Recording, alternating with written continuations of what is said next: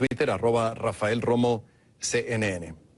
El adelanto de las elecciones presidenciales en Venezuela parece haber tomado por sorpresa a la oposición. La legalidad de la convocatoria que anunció la Asamblea Constituyente, integrada al 100% por oficialistas, ha sido cuestionada dentro y fuera del país.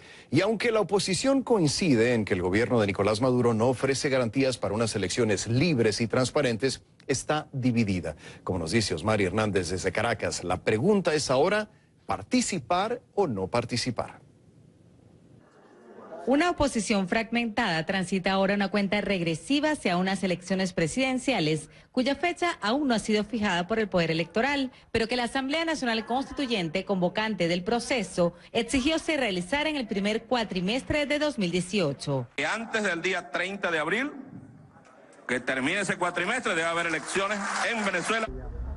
Se esperaba que tanto la fecha como las condiciones electorales surgieran de la negociación que desde diciembre pasado ha tenido lugar en la República Dominicana entre el gobierno y una representación de sus adversarios políticos. El llamado anticipado a comicios tomó a la oposición sin un candidato unitario, algo que según distintos analistas sería clave para poder convertirse en una opción competitiva. A falta de ello, surgieron algunos candidatos independientes, como el exalcalde de Caracas, Claudio Fermín, y otros que se han presentado como precandidatos, como el exgobernador del estado Lara, Henry Falcón, quien cree que la opción debe decidirse por consenso. Cuando nos dicen, hay elecciones presidenciales, nosotros decimos, vamos a las elecciones presidenciales con moral.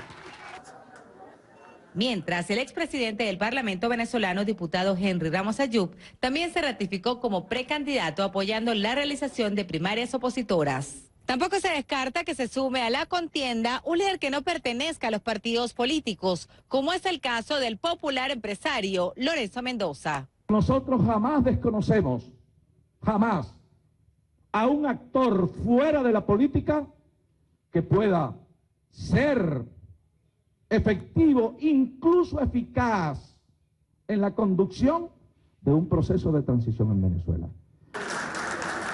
Tras el arrastre oficialista en elecciones regionales con 19 de 23 gobernaciones, varios partidos importantes de la oposición decidieron no participar en los comicios municipales por considerar que no existen condiciones electorales. Yo aquí no he dicho que nos lanzamos a esa piscina sin agua. Una decisión que la alianza de partidos evalúa repetir. De forma unida y más allá de la aspiración legítima que pueda tener un candidato u otro, un activista político u otro, la clave está en la necesidad de clarificar las condiciones en las que se pueda participar en un proceso electoral. Para el diputado Luis Florido, miembro de la Delegación para el Diálogo por la Oposición, la negociación con el gobierno está moribunda tras la convocatoria adelantada de elecciones y la salida de México como garante del proceso, mientras desde el Ejecutivo manifestaron su voluntad de continuar en la mesa. Sí, somos convocados el próximo día 29, allí estaremos, como siempre hemos estado, no hemos faltado a una sola cita. La constituyente, considerada ilegal por algunos sectores nacionales e internacionales, argumentó que la convocatoria es una respuesta a las sanciones aprobadas por la Unión Europea contra 7 funcionarios del gobierno de Maduro. El jefe de Estado reaccionó ratificando su disposición a ser reelecto en medio de una aguda crisis económica que sacude al país entre altos índices de inflación y escasez. Para CNN, Osmari Hernández, Caracas. Gracias, Osmari, por el informe. Más de 15 países, 15, se han pronunciado en rechazo al llamado anticipado de elecciones presidenciales. En Venezuela también lo hizo el secretario general de la Organización de Estados Americanos, Luis Almagro. En su cuenta en Twitter dijo lo siguiente: saludamos declaración del Grupo de Lima, un grupo de 14 países que rechaza la convocatoria a elecciones ante nueva farsa electoral anunciada por el régimen de Venezuela. Almagro agregó que para salir de la crisis hay que hacer elecciones libres, sin proscritos, con sistema electoral creíble, garantías para todos y observación internacional y sin presos políticos. De lo contrario, asegura Almagro, es dictadura. Pese al reclamo internacional, el presidente Nicolás Maduro ya confirmó que será el candidato del oficialismo. Lo hizo este miércoles en medio de un acto público con representantes del sector transporte. El mandatario dijo que espera alcanzar la reelección con 10 millones de votos e hizo un llamado inmediato a sus seguidores para dar inicio a la campaña en todas las instituciones del Estado. Escuchemos. Como un juramento como el que le hice al comandante Chávez, juro ante ustedes, hermanos obreros, hermanas obreras, de ser candidato presidencial y llevarlos a la victoria de las elecciones presidenciales de este año. Lo juro. Tenemos una deuda, ¿verdad?, con el comandante Chávez. Ha llegado la hora de pagar la deuda y la meta es sacar 10 millones de votos por el pecho. 10 millones de votos por el buche, pues, a esa oligarquía. 10 millones de votos por el buche, dice el presidente Nicolás Maduro. El oficialismo se muestra entonces organizado y desde este momento activo en campaña electoral. La oposición, por otro lado, aún no define su participación ni su candidato. Y la pregunta en la mesa es, ¿cuál es el paso correcto? ¿No participar para no respaldar el pedido acelerado de la Asamblea Nacional Constituyente? ¿Participar pese a la falta de garantías electorales? ¿Volver a la mesa de diálogo para tratar de mover la fecha? Todas estas interrogantes las analizamos con nuestro invitado.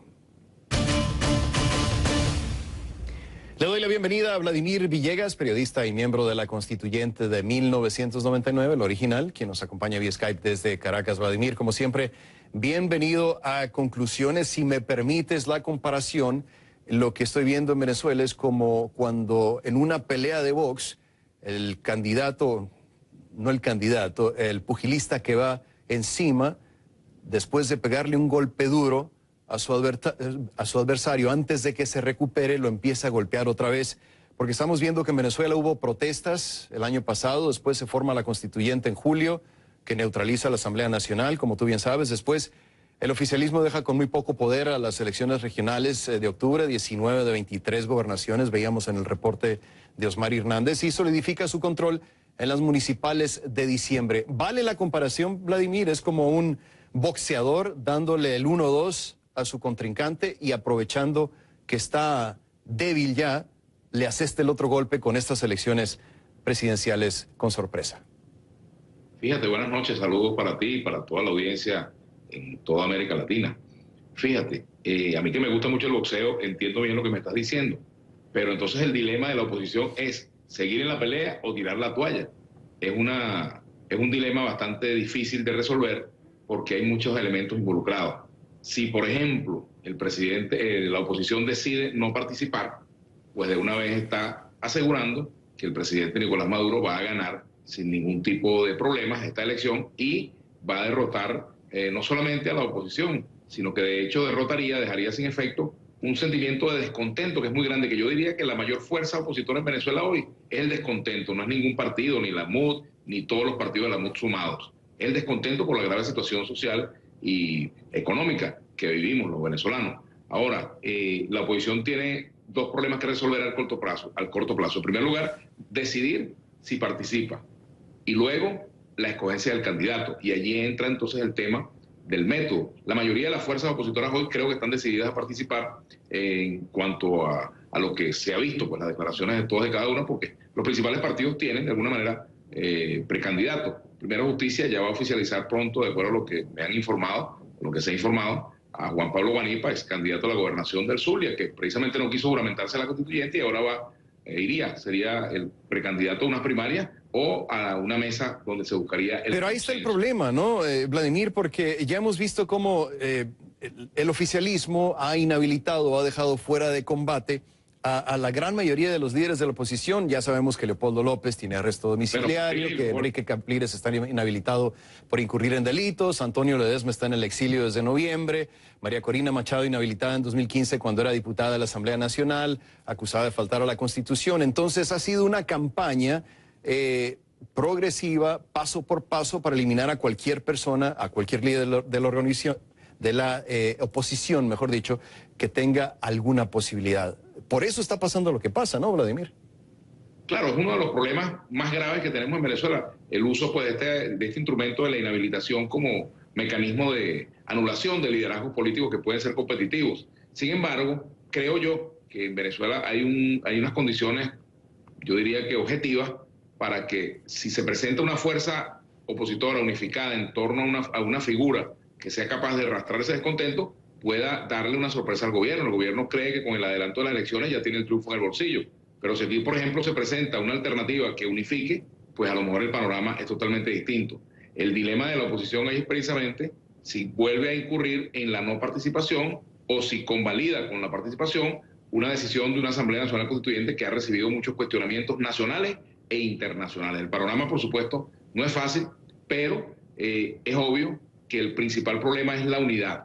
Si la oposición resuelve el tema de la unidad, quizás muchos venezolanos que no quieren participar volteen hacia ella. Si la oposición va con más de un candidato, es obvio que le hará el mandado al gobierno y el gobierno podrá hablar de una elección limpia, legítima, donde ellos ganaron porque sacaron la mayoría de los votos. Entonces, ¿qué pasa? Que es difícil el logro del consenso y hay muy poco tiempo para la realización de unas primarias y también hay pocos recursos para ello.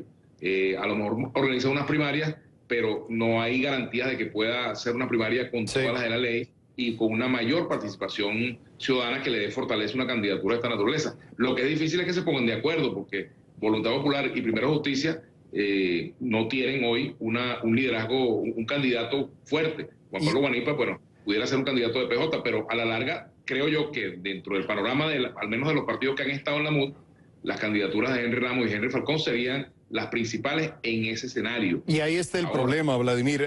Tengo que hacer una breve pausa, pero quiero pedirte que te quedes con nosotros porque todavía nos quedan más preguntas. Y quiero preguntarte al volver, se asume ya que el candidato del oficialismo es Nicolás Maduro, pero no necesariamente hay la unidad que el gobierno le gustaría decir. Entonces quiero preguntarte al volver si crees que es un hecho que sea Nicolás Maduro o si existe una posibilidad, aunque remota, que sea alguien más. Regresamos enseguida, pero antes les recuerdo que pueden dejar sus comentarios en nuestra página de Facebook, que es facebook.com/conclusionescnn. También en mi cuenta en Twitter, @RafaelRomosCNN, usando la etiqueta de esta noche, numeral ConcluElecciones, numeral ConcluElecciones. Ya regresamos con Venezuela. El anuncio de las elecciones presidenciales toma por sorpresa a la oposición. Seguiremos analizando el tema con Vladimir Villegas. Y por eso atendemos al llamado a esta Asamblea Nacional.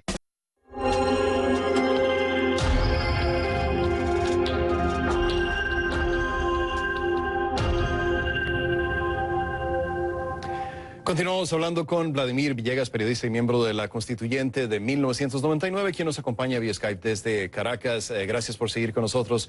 Vladimir, te preguntaba antes de ir a la pausa si te sorprendería que no fuera Nicolás Maduro el candidato. Ya vimos el anuncio, ya vimos el apoyo que se ha visto públicamente, por lo menos en el canal de televisión del gobierno, pero no necesariamente hay tanta unidad en el oficialismo como se ve. ¿Te sorprendería, Vladimir?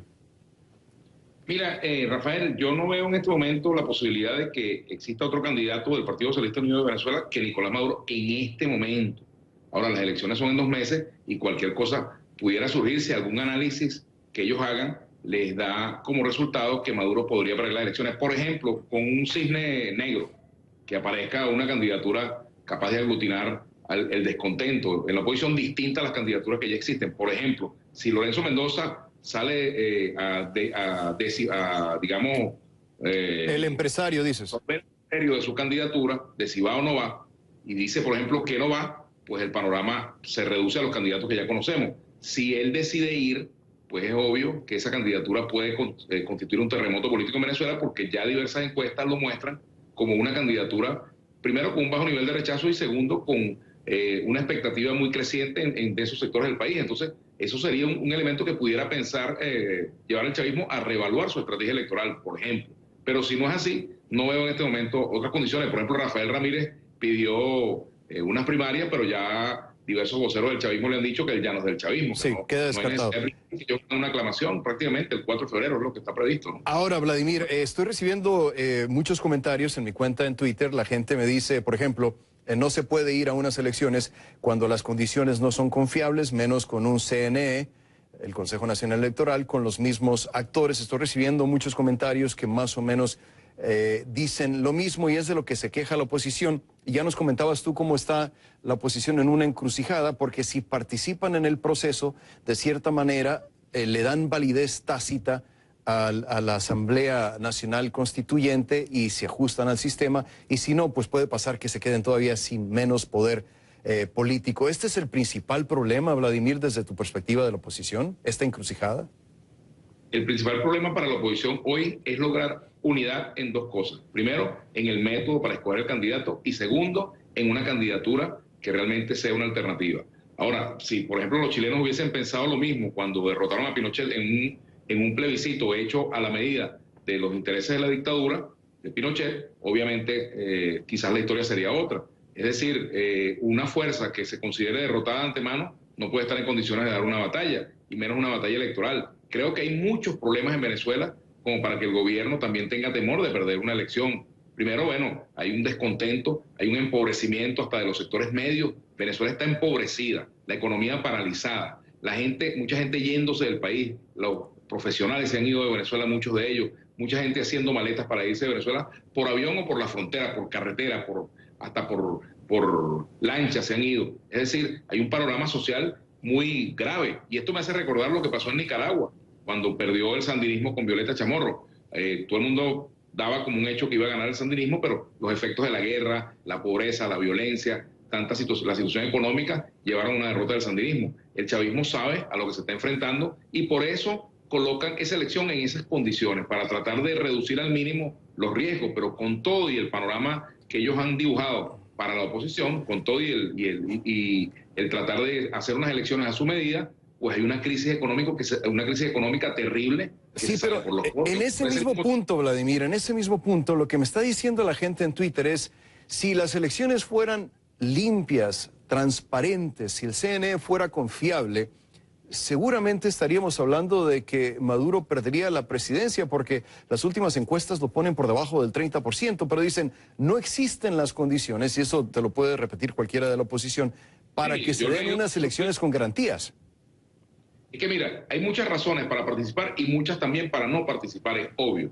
Pero también veamos lo siguiente, si la oposición no participa, es obvio pues que le está entregando también al gobierno el 100% de probabilidades de continuar siendo la fuerza que controle el poder. Ahora, si la oposición participa en condiciones de unidad y, por ejemplo, se estimula una gran votación, es muy difícil que con todo y condiciones absolutamente desiguales se pueda arrebatar el triunfo a una fuerza que logre movilizar a la población. Ahora, si hay fuerza, hay partidos llamando la atención, varias candidaturas opositoras, gente haciendo presión para que los opositores no voten, y el gobierno también se aprovecha de esta circunstancia mediante mecanismos de chantaje y de extorsión electoral, como ha venido haciendo, es obvio pues que no habrá condiciones de ganar. Bien. El problema es un problema de definir una agenda única. Además de eso, una estrategia electoral única, un candidato único y una metodología aceptable por todos, porque si el método que se escoge para seleccionar el candidato no es aceptado por todas las fuerzas, pues es obvio que irá con más de una candidatura. Y eso sería, ahí sí, hacerle el favor al gobierno. Perdona, Vladimir, nos queda solamente un minuto y no me quiero despedir de ti sin preguntarte lo siguiente. Todo esto que está pasando, ¿cómo deja el anuncio, el diálogo que se va a cabo en República Dominicana? ¿Este anuncio de adelantar las elecciones mata al diálogo? Es decir, ¿se acabó? Mira, lo deja en terapia intensiva y sin oxígeno, realmente, ¿no? Porque es muy difícil sobre qué condiciones vas a dialogar si ya el gobierno impuso unas elecciones sin cumplir con mínimamente los requisitos de, por ejemplo, un CNE equilibrado, que puedan votar los venezolanos que están en el exterior, que se haga una normativa electoral que respete los derechos de todos los ciudadanos, que la campaña sea más o menos equilibrada, que los medios del Estado no estén al servicio del partido de gobierno. Obviamente, pues, ¿qué punto habría para conversar ahora? Casi que ninguno, pero de todas maneras, en política nunca se debe cerrar totalmente la puerta a una negociación, porque la negociación es parte de la política. Ahora, el panorama, por supuesto, es complicado para las fuerzas que promueven un cambio en Venezuela. Y para el gobierno también lo es, no crean, porque las sanciones están haciendo mella también en el gobierno. O sea, es un tema que al gobierno le causa mucha alergia, y por eso la reacción pues, de convocar esta elección como respuesta a las sanciones que aprobó la Unión Europea. Vladimir Villegas, periodista y miembro de la Constituyente del 99, me acompañaba en vivo vía Skype desde Caracas. Gracias y hasta la próxima. Vladimir, regresamos con más de conclusiones después de la pausa.